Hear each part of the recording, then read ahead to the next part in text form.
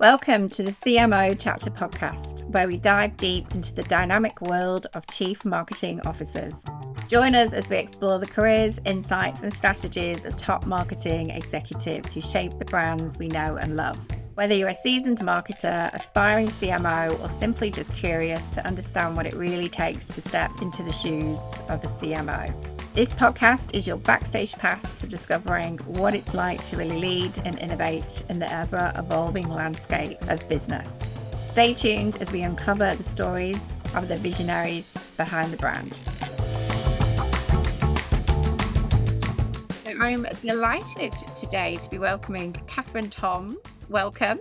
Thank you, Lucy. Really excited to be here. Thank you for having me. You're very, very welcome. So I've known Catherine now for, I don't know, it feels like a lifetime. I know it's not. A couple of years, I think, over the years. And Catherine is my go-to when it comes down to everything to do with AI, content, marketing in general. And I was really excited. I am excited to talk to Catherine today to really go through, understand really what AI is, what it means, what it does. And I think more importantly, I want to understand exactly how it's going to impact marketing and the roles and the functions within marketing. So, Catherine, would you like to introduce yourself? Absolutely, Lucy. And certainly very hot topic at the moment that everybody wants to talk about. My career started in marketing, 20 odd years ago. So I've gone through all the different inflection points from shifting from traditional print media into digital for the first time, then navigating Google and navigating what all of that means to have the World Wide Web and the internet. And then obviously social media, MarTech, data. And AI really is just the next frontier. It's the next thing that us as marketers, it's a big one, don't get me wrong. It's as big as when we moved from traditional to digital, but it's kind of the next big frontier that we want to get through. So my career, I started in marketing. So I'm a marketing practitioner. I worked in-house, big global recruitment business, Hayes, and then also digital agency side as a strategist, advising them on all of their digital strategies. And then in more recent times, moved into training and upskilling marketing teams across all areas of marketing, digital, data, and MarTech. And as we said, most recently, a lot of businesses are wanting us to come in and upskill and help navigate this path of, well, how do we adopt AI in the most efficient, effective, safe ways? That we can drive growth, but still stay connected to our customers and still be really human first. I bet you're in demand. I've got no doubt. It's definitely a hot topic. But the one thing I would reassure everybody listening is just quietly, no one really knows what they're doing.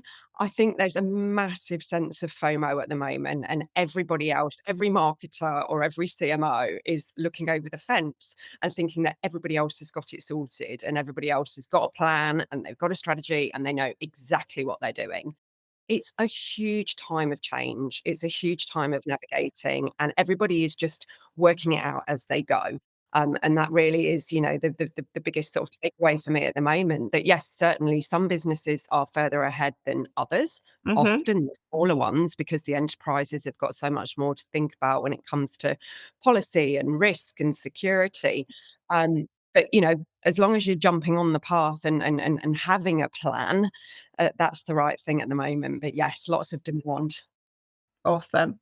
So I'm just going to ask the question that, I mean, it's a bit of a sort of, simple one here, but what is AI and how is it impacting marketing roles? And I guess I want to understand, what are you seeing? How's it impacting the day-to-day function of roles within marketing? Gosh, there's probably two questions there to unpack. Let's start with what is AI? Okay, so what is AI? AI actually encompasses a whole bunch of different technologies and different things. Often people, when they think AI, they think ChatGPT. Yeah. ChatGPT is one sort of branch of AI called generative AI. So park that up for a second. But from AI's perspective, we have been using AI as marketers for years. Okay, so probably the most common way that it shows up in our marketing roles is machine learning. So machine learning is just quite simply algorithms that spot patterns and start to recognize things and then understand and predict what might happen. So Mm. you would see machine learning showing up on, I don't know, email send times, for example. You would see it on automated ad bidding. So when you go into Meta and you want to run your ads and it gives you a price, that budgeting and that bidding's all machine learning. Even the social media, the algorithms that are running what we see on our feed, it learns the kind of content you like, it learns the kind of format. Do you watch videos versus? So machine learning is a huge branch and probably the biggest driver of AI. We've all got very, very excited about generative AI, but actually machine learning is the big bit. You've then got computer vision.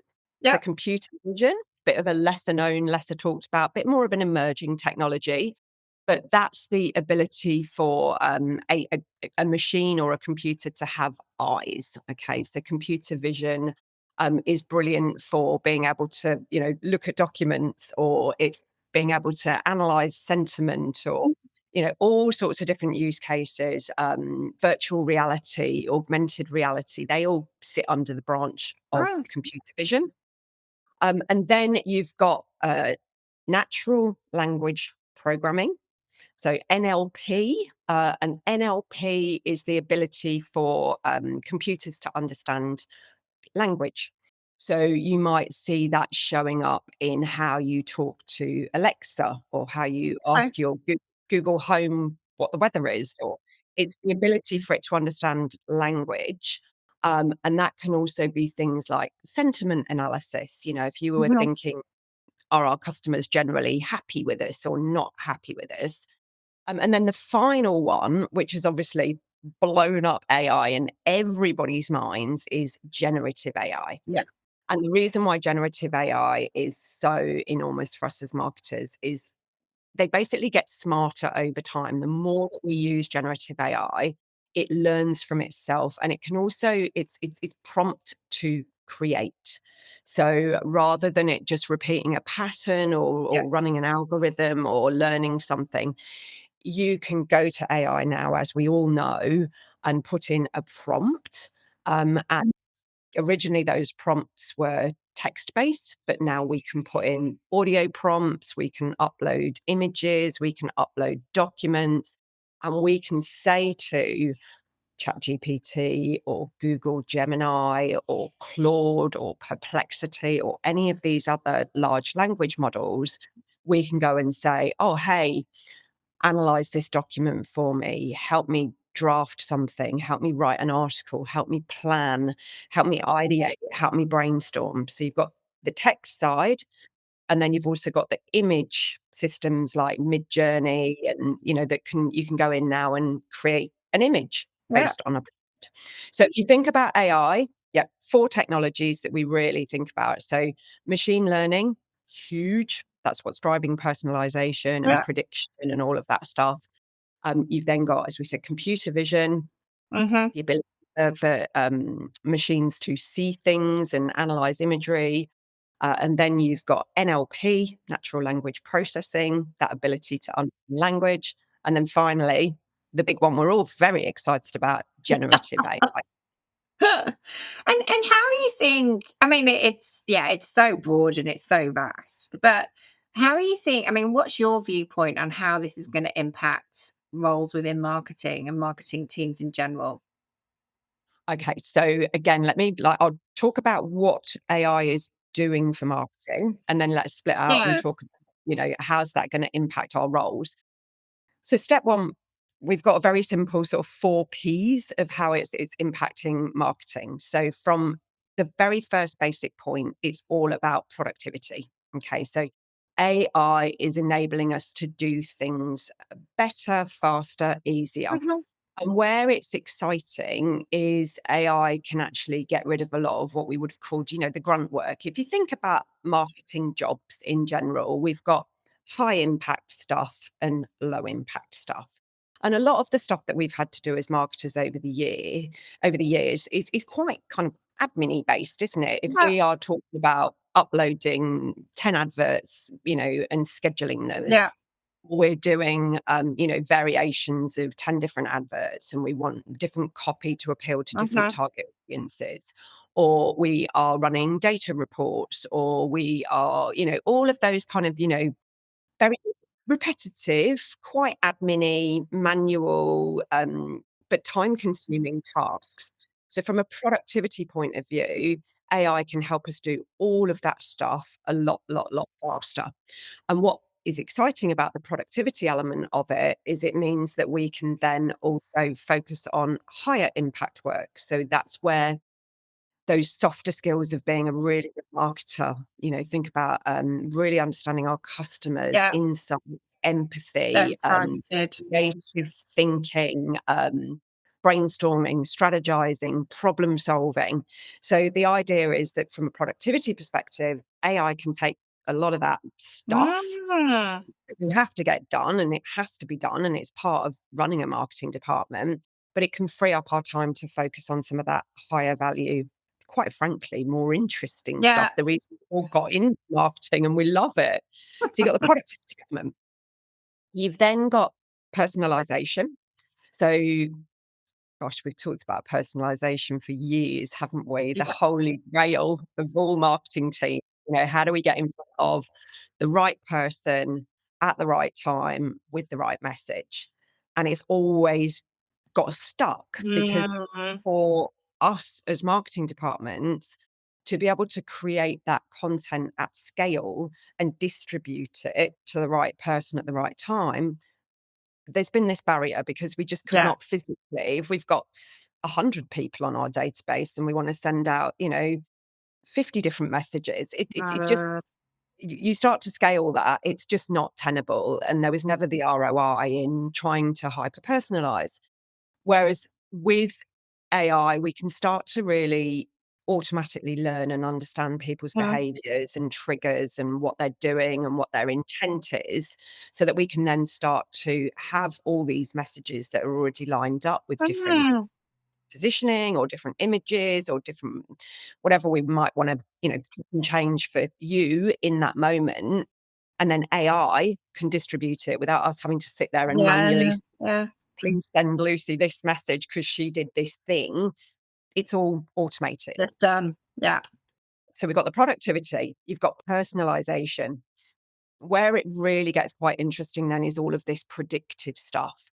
Mm, So we are now able to really start to unpack and understand customer journeys a lot more effectively. mhm. We can start to serve the right content or the right message at the right time. So huge element around predictive, which enables better performance. Mhm. So if we can reduce wastage, and that we're all under pressure, aren't we, with marketing budgets? Absolutely.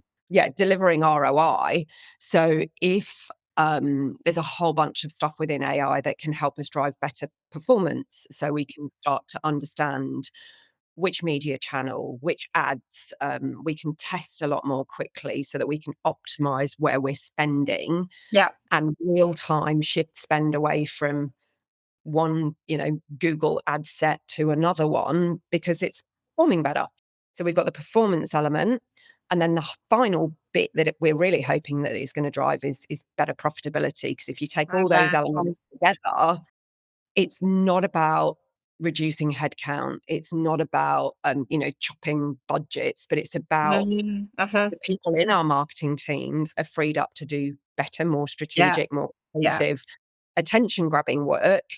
And we're optimizing it by getting it out to market quicker, faster, better, in the Yeah. right places. And that we should get more bang for our buck out of marketing because we've got all these Mm. to do it better. So yeah, so to summarize, yes, you've got productivity is probably where we all are now. Most Yeah. businesses seeing the productivity benefit. Once you start getting into personalization, performance, and Mhm. predictive, that's where we're gonna really start to drive profits because you get these big numbers bandied around by, the likes of McKinsey, and they're like, "AI is gonna drive 1.2 billion revenue growth." And you're like, "Well, how's that gonna happen?" It's not gonna happen through us doing some better spell checks in ChatGPT, that's for sure. It's Yeah, absolutely. much bigger, strategic, longer term play, but that's Yeah, kind of where okay. makes sense. So to answer the second part of your question, you can then start to see what might the impact be on us as marketers. Mm, And I think this is where, again, not to be afraid of marketing or not to kind of, you read these scaremongering things that, yeah, half of marketing departments will be done by I AI. know this is it. Yeah. Don't see it like that at all. But I do think that someone that knows how to use AI is certainly going to start becoming into demand. And I don't know Yeah. if you've started to see that showing up already in your job specs or your conversations with hiring managers, but Mhm. certainly a skill that people are going to want Definitely. to know. Where do you bring AI in and how do you use it and what part of the process do you put it into so that you're able to do your job better? So, it's going to have those skills. And at the moment, we're using AI to do marketing the way we've always done it, Yeah. a bit better and a bit faster. But I actually think, we can kind of throw away a bit of the rule book and really think differently about marketing with AI. I think it opens up some huge possibilities of how we Uh-huh. look at our marketing strategies, connect with our customers. The opportunities are endless, really. So that's really exciting. I think it's gonna be huge. Well, it is huge anyway, but I think from my perspective, I mean, I believe, I mean, this is just my humble opinion, but I believe, you're gonna get these, you know, CDP, like CRM platforms that are just gonna become so much more effective and efficient because they're gonna have so much more optimization within them around AI. Yeah, And I don't know, I mean, I feel people often ask me, like, are we gonna be in demand still? Or, is AI gonna take our jobs? And I think from a CRM perspective, and I think content, SEO, that performance marketing remit, I don't believe that because I'd like to think there's always gonna be a human element there, absolutely. But I think you hit the nail on the head. I think it's more about being more effective and allowing you to free up your time to make more yeah, impact yeah. in the correct direction. I think that's going to be key. Absolutely. And I'm a complete advocate of, human first strategy. Yeah, You can feed all the systems information about your customers and insights and data points, and they can be incredibly effective in coming up with ideas for campaigns or even yeah, messaging. But nothing's unique or original. It's just, churning back out the stuff that it's learned from what you've put into it. So that element of originality, that element of creativity, that element of ideation, strategic thinking, problem solving is still incredibly human and incredibly important traits for brands that want to connect with their customers. And the other thing that AI obviously lacks at the moment is that contextual understanding of what's going on for that person in that yeah, moment. What's that pain point? What's happening in the world around us? Dealing with whether it's household cost of living's pretty tough yeah, at the minute, or, what's going on in the world. Oh, there's a World Cup on, or, that real time insights that really enables us to connect with our customers differently. AI doesn't have any of that world around us view at the moment. And, that ability, that really human stuff, yeah. what creates really good marketing campaigns that actually cut through and connect with customers. So no, I don't see it as, replacing people's Mhm. jobs, but I do see it taking away, as we said, some of that real automated, simple stuff that Yeah, has to be done, those repetitive skills. And I think, as with all things, and as I said, I saw this back at the advent of digital, when a few people were like, "Oh, do you think this goggle thing's going to really stick around?" And this World Wide Web, well, I'm not sure it's all it's cut out to be. You have a choice, don't you? And Mhm. change is always a bit daunting and a bit Yeah, scary because we get stuck in doing the way things that we've done them. And to be honest, as marketers, we've had to constantly adapt and evolve. We just think we've got our head around everything. And then TikTok emerges on the scene and we've got to work that yeah, channel out. And there's always something. And this is just the next something. So it's not a case of, put your head in the sand and hide yeah, under your duvet and hope it might go away. It's more about educating yourself and understanding, well, how are other Mm, businesses using it? What is going on? What's interesting? And honestly, Luce, some of it is hype at the moment. There's a yeah, massive expectation gap between what people think AI can do and what it can actually do. And it's closing very, very quickly. mhm. But we hear all the time, we'll go in and see marketing teams or, talk to marketers, and they're like, oh, yeah, I put this prompt in and it was a bit rubbish. Oh gosh. It's some tool you're paying $20 a month for. It's not going to come in and be able to compete. And if it did, wow, we have got a problem. So, I think the most positive thing people can do at the moment, as I said, is just immerse yourself in it, learn about it, look at your particular area of marketing. Where is it showing up? What are the use cases? Where are people finding benefits from it? What interesting things are people doing Yeah. in the way that they're using it?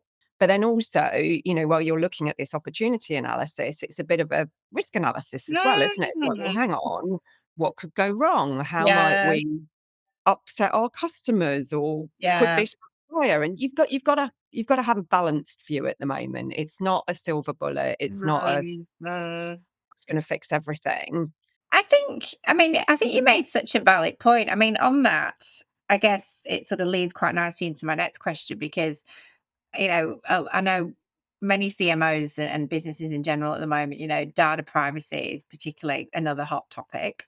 And so I guess what I want to understand is how can marketers ensure that they're using AI, responsibly, ethically, especially when it comes to things like customer trust, Yeah. and data privacy, how's that going to impact? So yeah, I mean, And what are your yeah, thoughts? absolutely. Again, and I'm going to use a good old Aussie analogy here. We always say, when you go to the beach and you swim between the Oh flags. yeah, yeah, That's the analogy we use. So don't stand on the beach and go, "Yeah, I'm not getting in the water. I'm not getting in the water because something could go wrong, or yeah, there might be a shark in there or a jellyfish." AI is exactly the same. You've got to put a foot in the water. So you've got to find a way to experiment in a safe way. So what we generally find businesses doing to get started is identify, and this is a really big point as well, is do not start with technology. Okay, it doesn't start with the tech. It starts with a problem or an opportunity to do things better. Okay, so the way that you find AI use cases is by looking at everything that you're doing and going, right, where are my biggest time sucks? Where are my friction points? Where are my customers giving us feedback that they're not that happy with the way, yeah. the process works? So, or where in my team is there masses of double handling, Mm, or things take time, they take longer than they should. So, step one, when you think about using AI, is to do a bit of an analysis and find your sensible use cases, somewhere obvious where you're going to see a benefit and a clear ROI. And AI isn't always the solution. Sometimes it could right, be looking at your people structure, your processes, your ways of doing things. You might just do a simple automation to fix it.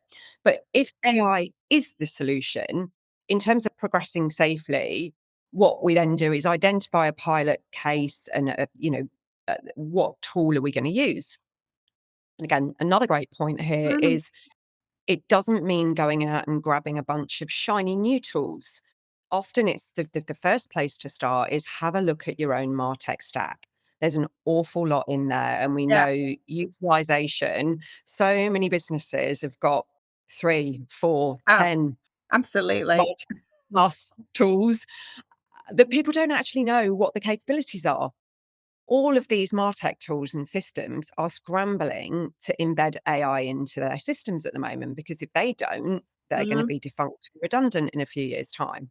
So, your step one is then going, right, I've found a use case.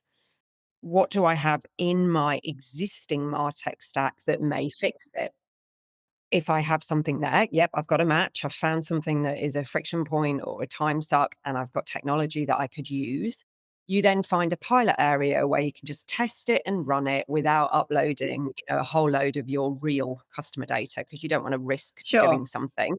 Test it. Does it work? Where am I going to use AI in the process versus where have I got human checkpoints? Because that's what it's all about. We need the right input, we need the right oversight to just then know that we are mitigating risk. Mhm. Run that for a while, see your results, and then once you know it works, that's when you start to sort of scale it, and you might connect it back, as you said, to your CDP or your Yeah. CRM, Yeah. and you go out on scale. So you've always got to be mindful of data usage. I'm sure we're all aware, but we've got a lot of scrutiny on Australian data at the moment. There's a whole load of policies trickling Yeah. down. Yeah. Don't really affect us as marketers at the moment because they've got bigger fish to fry and things to worry about with cybersecurity and fraud. But it's always a good rule of thumb, probably look to GDPR and look to the AI policies that have come out in Europe. They always tend to be quite robust, and often we will follow suit. Um, so look to them as your kind of guardrail Yeah. of, and I always think as well, are they talked about it actually in the AI policies? I think they called it the barbecue test, or the down the pub test. It was either called the barbecue or the down the pub test, and it was essentially, imagine you're sitting in the barbecue or Yeah. the bar, Yeah. your customer, and would you be happy to say to them face to face how you have used their data? And would Yeah. they be Such comfortable a with good it? point, isn't it? Mm. And if they would be comfortable with it and happy with it, and it's been used in a way to benefit and give them a better service and give them better, more relevant content, none of us want to go back to the spam days of everybody being hit Absolutely. with ridiculous, I don't know why it came into my head, but Viagra ads. Everyone just seems to get Viagra ads in their inbox. No one wants to go back to those No, days of just definitely not. but it it's then making sure that customers know, right, this is the data you've collected, Yeah. this is how it's gonna be used. Yeah, I'm good with that. And if you don't think they'd be good with it, it's probably not a great use case. So, yeah, so to summarize, sorry, that was quite a long answer that unpacked quite a lot. But yeah, to summarize, in terms of moving forward without risk, swim between the Mm. flags. So think about your use cases. Don't stand on the shore and do nothing. Yeah. But yeah, look, where can I do it? Where can I test? Where can I learn? Where can I Mhm. know that this is Mm. adding value? And adding value, not just to us as the marketers, but to our customers as well. Absolutely. It's that, and I think you made a really valid point there around, don't be afraid of it. I mean, dab your toe in the sea, give it a bit of a, check it out, but also, just be aware, and I think that testing sort of relevancy is just super important. I think that's really important. Yeah. Yeah. So ring fencing. So what we're seeing is businesses, yeah, ring fencing a pilot. So you might go, oh, I'm going to run this pilot for 30 days and I want to see X impact, because that's the other big issue at the moment. Everybody's like, how do you get ROI from AI? Uh, And, we've got all these use cases, and it's great that it can speed things up. It's great that we can do more with less. It's great that we can be more productive. But we want to start getting a bit more outward focusing as well and start thinking about our customers and how is this improving their experience? Are we seeing an increase in our effectiveness? Are we seeing more qualified leads coming through? Are we converting more of those leads so that we can then directly start to attribute AI back to revenue creation rather than just productivity gains? in your view, and I guess, look, curious to know this one, but I guess what skills I guess in your view, what skills should marketers start to really, I guess, develop if they wanted to stay relevant when it comes to all things AI? Is there any suggestions there that you would say to them that they'd need to look at?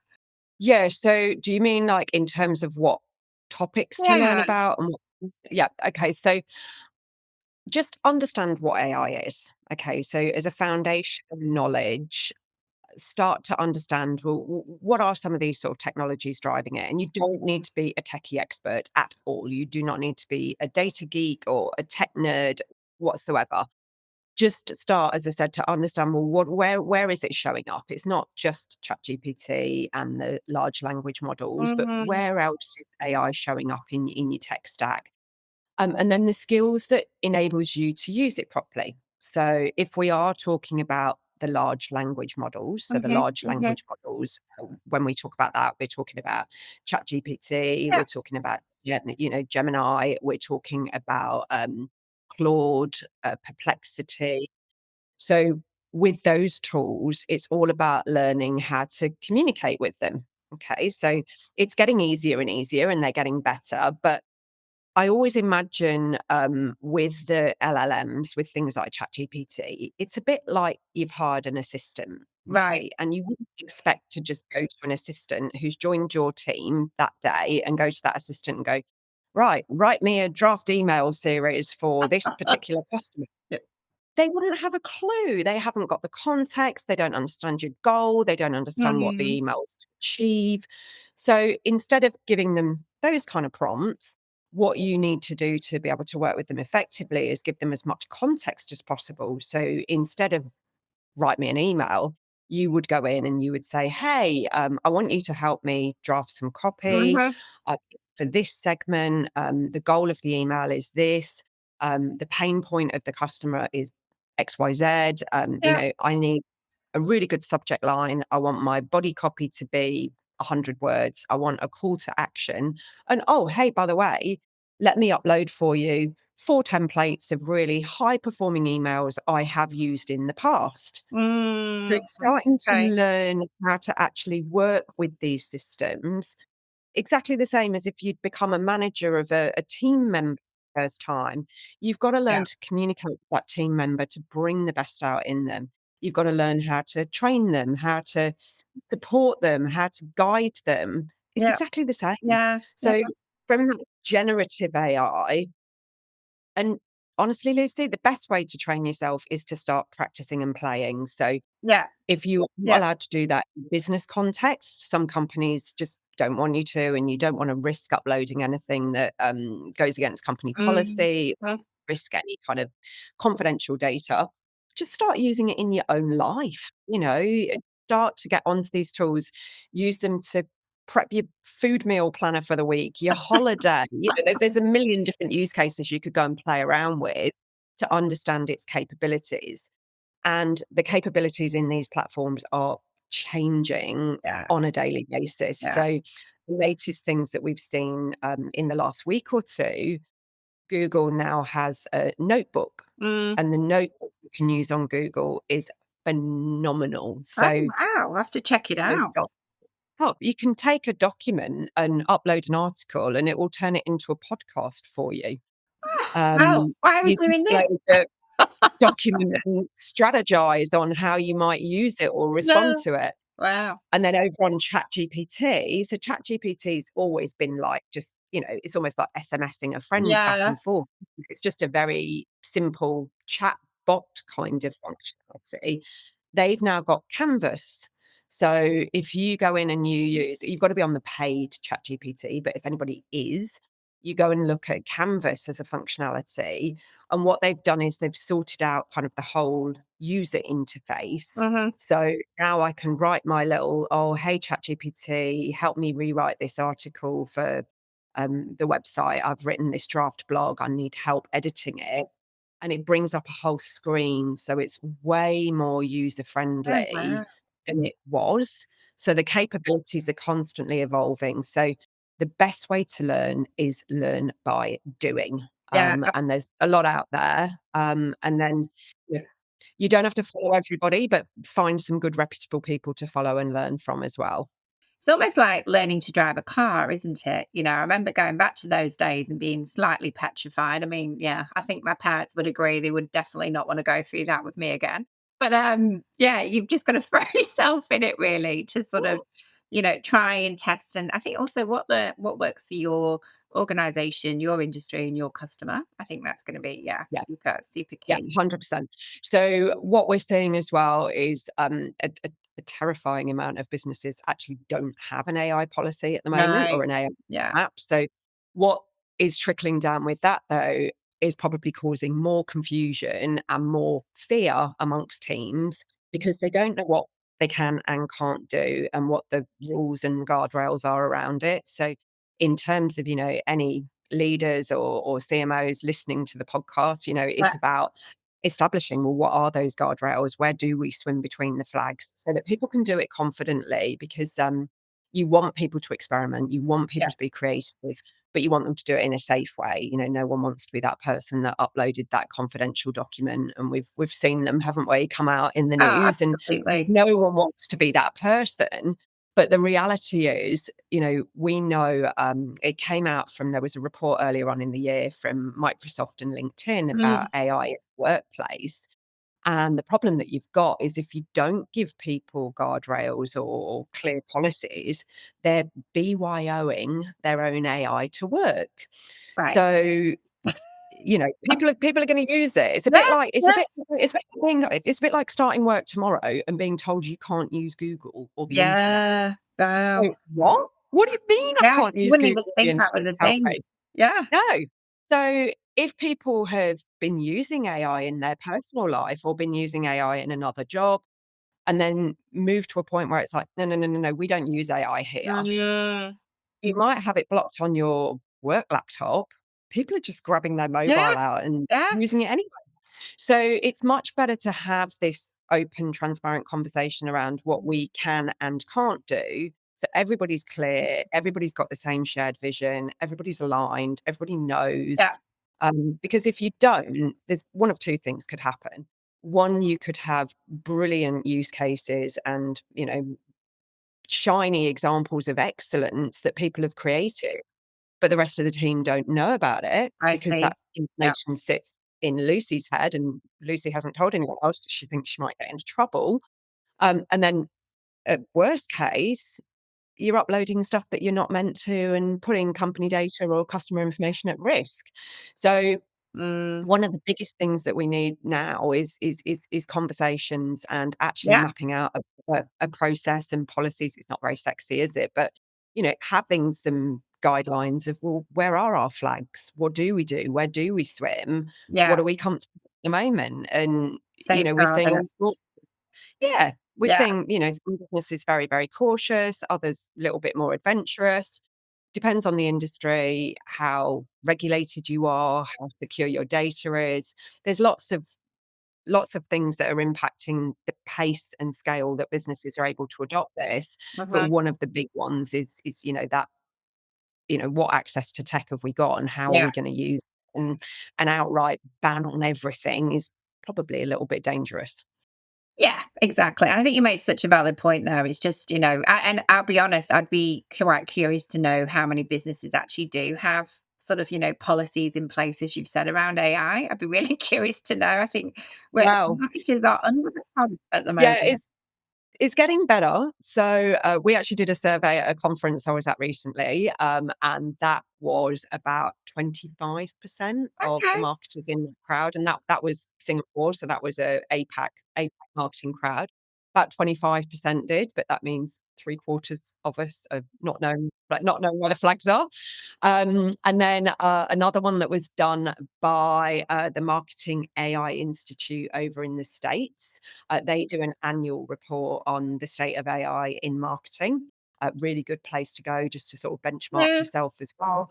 And I think theirs had gone up year on year. So it was about 25% last year and it had gone up to about 40% this year. So Oh, it's okay. starting. The hilarious thing is, Lucy, most businesses probably do have an AI policy. So if we go in and talk to them, you know, the CTO officer or the head of AI or whatever that role is, yeah, yeah, yeah, yeah, we've got a policy. Yeah, we've got a policy. We're all You over it. ask Joe average marketer in the team, do you have a policy? No.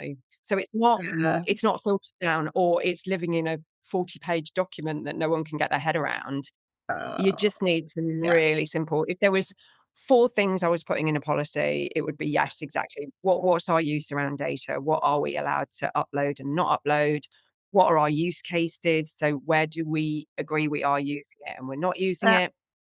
What's our transparency with our customers, i.e., if we are going to use their data or we are going to do something with AI, are we telling people? And so that you've got that, and then just those really clear guidelines: which tools do we do use and we don't use? What are you allowed to upload?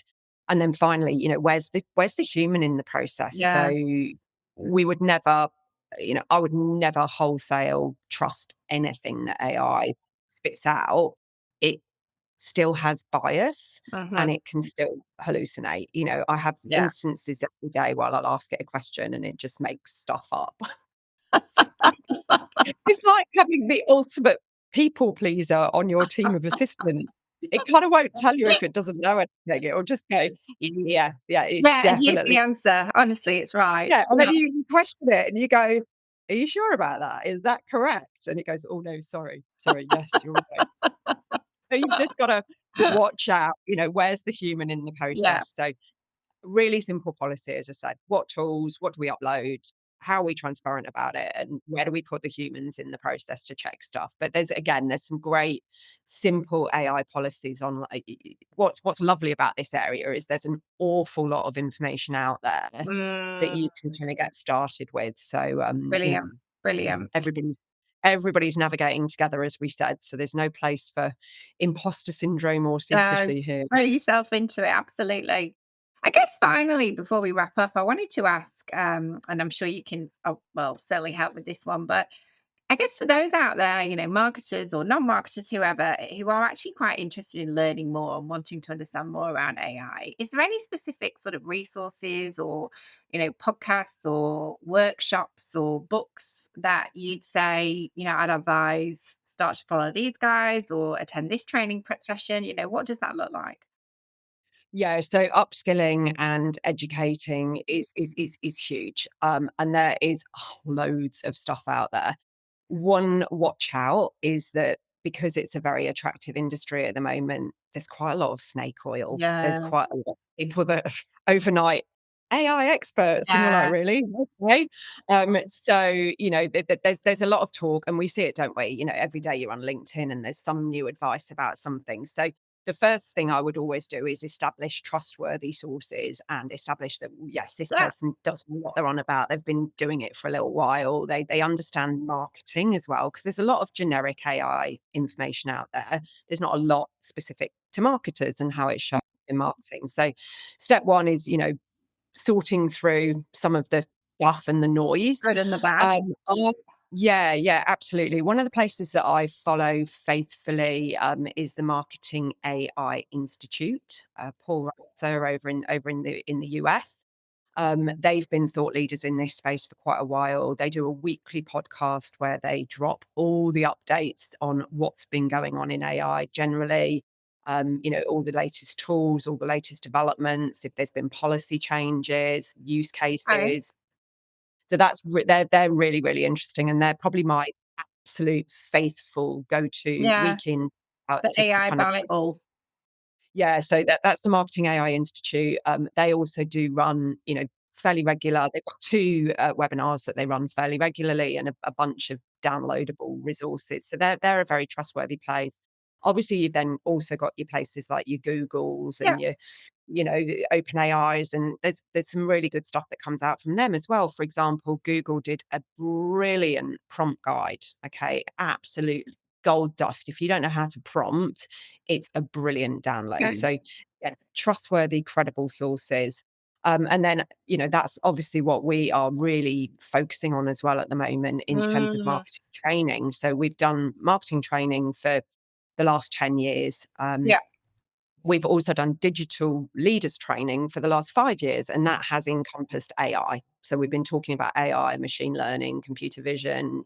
How do you bring it into business? How do you have a Mm. vision and a strategy for the past 5 years? So any training that you look for, as I said, make sure it's with somebody that not only understands AI, but Yeah. understands marketing. So we will be launching our AI in marketing.co website very, very soon. And we'll be running a series of free webinars as well. Oh, So kind brilliant. of on, mini masterclasses, half an hour to learn something that you can take away and apply and start using. So as I said, if you want to start swimming between those flags, Yeah.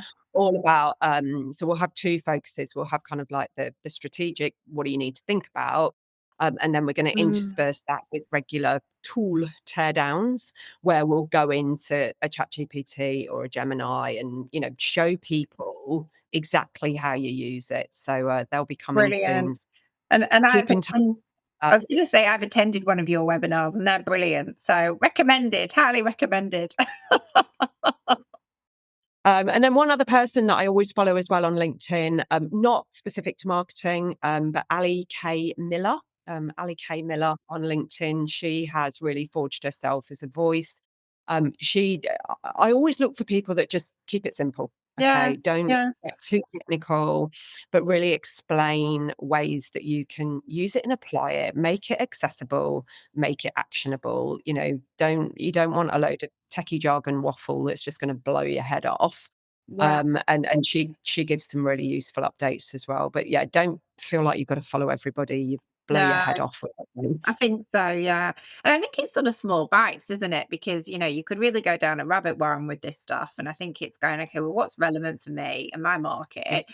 And I think even if you can take a bit of information and then bring that back to your team and start to educate internally, I think that's going to be really powerful. Yeah, Um, and absolutely. And we, in our training as well, we show that there's kind of like a three-step matrix, if you like.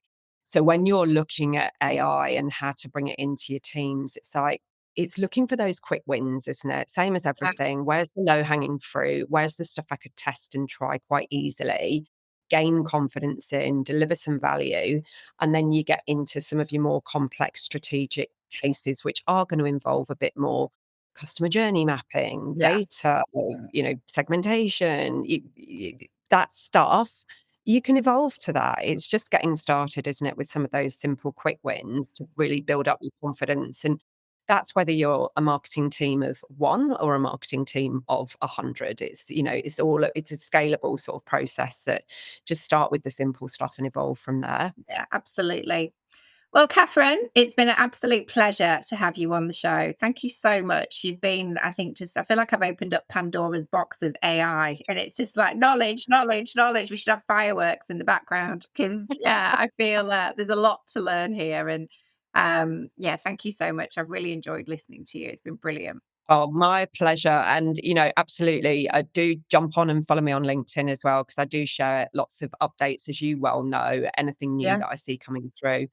Just trying to share some little bits of what we're seeing and what we're hearing and what we're learning about AI and marketing. So, yeah, jump on and follow the ride. amazing. Love it. Well, thank you. Really appreciate it. Thanks so much for having me, Lucy. Hopefully, No lots of value and lots to think about.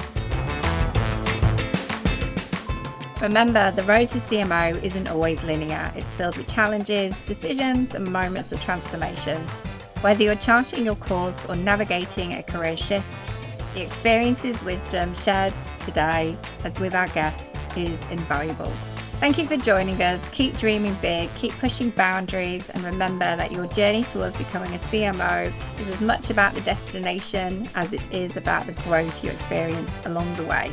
Until next time, continue to innovate, evolve, and carve out your path to CMO.